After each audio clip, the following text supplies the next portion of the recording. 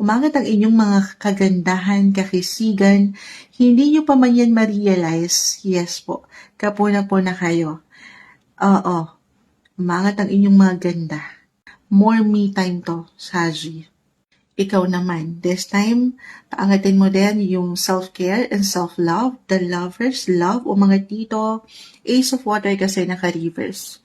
Okay? Paglaanan din, magpaganda, magpaspa, magpa-beauty. Baka ito lang yung pinaka-advice. Since ano na tayo ngayon, nasa rebanding season na tayo. Magpapa-reband naman.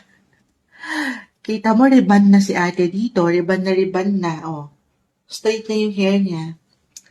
Why not? Sa inyong paraan, deserve niyo yan. Lalo pa kung meron talaga kayong ilang nilaban. Ito yun yung lighten your load. Una pa lang.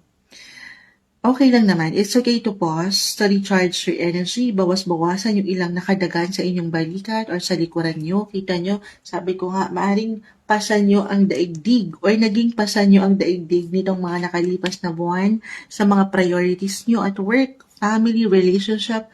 So this time, ikaw